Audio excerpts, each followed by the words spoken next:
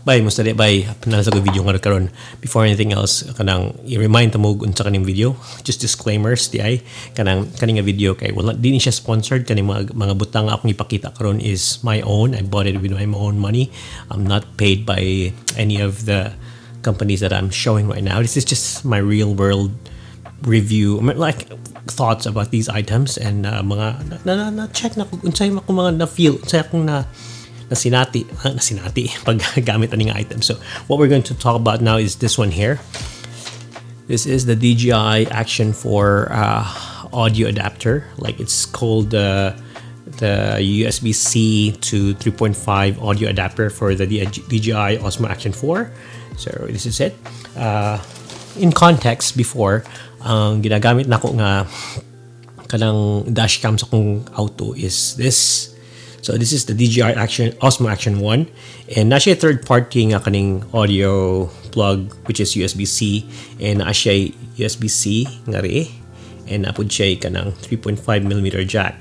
So you plug in there, and what I can do with this one is ako ning ibutang sa akong dashboard, and butangan ako akong memory card, and ang audio nga ri kaning plug diri sa 3.5 ako ning butang ang lavalier mic diretso sa tambutso, and then kani siyang USB-C dito na ko sa power supply sa akong kanang kuan charger. So what's gonna happen is that kanang na ako'y unlimited power aning Osmo Action, and then ang audio nako di na ko kuha kong audio, di na ko mag-edit sa audio once ako ibutang sa akong YouTube channel nga about driving.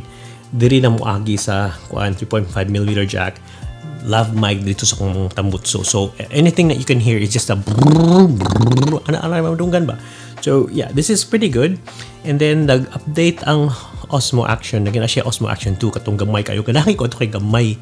So di siya 10-bit, but wala siya option na pwede na ko gamitan og audio nga kaning audio plug kani, and ma-charge na ko. Di wala siya option na ma-plug na ko audio and ma-charge na ko at the same time. So di na ko siya ma-plug in unlimited hours, because the thing is sa akong kanang dashcam videos I drive from an hour or more, or 30 minutes though, but the thing is I also drive 9 hours heading to Sydney. So I'm from Melbourne, I go to Sydney and I record it.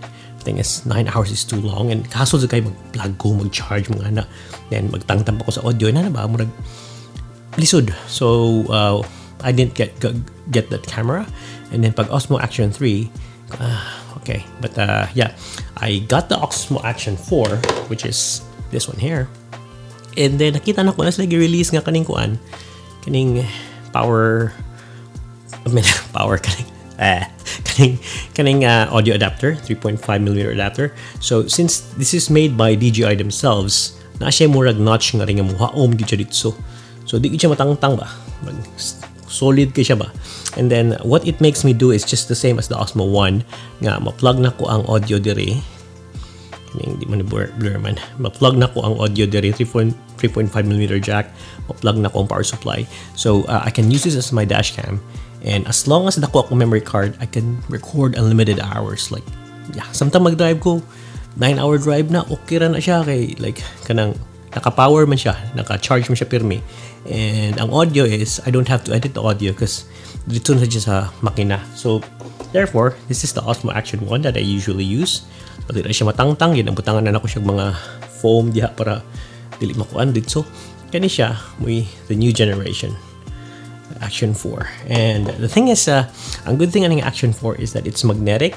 So pwede butang na ko sa akong auto ana, kung dashcam pinadown pinabaliman, i-dashcam na ko. Kung akong gamiton personally, tangtang na ako dito niya. Dito na ko inana vlog or sabi ana.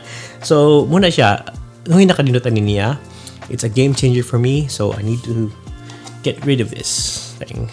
It's very nice, but yeah, it's 8-bit, and this is an old technology, but it's still so good.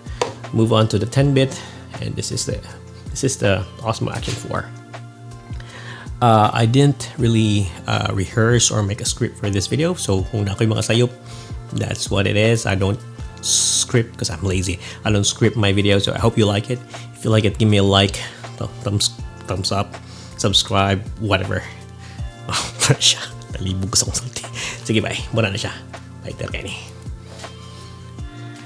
So, bye. Ako yung gitry og kanang wrap up ang video, then na-realize na ko nga, like, kung ibutang nini mo, imo ni i-clip na And to remove it is just bring it like that. Unclip tong katong clip sa ma-unclip tong clip sa door, and then naman siya gamayng hook nga ri. So imo lang siyang iyank. And there you go. So na siya hook diri sa ubos, which goes out to here, and then na siya mo clip sa daning para sa door nga mga rails sa taas. So it's pretty secure. It's pretty good.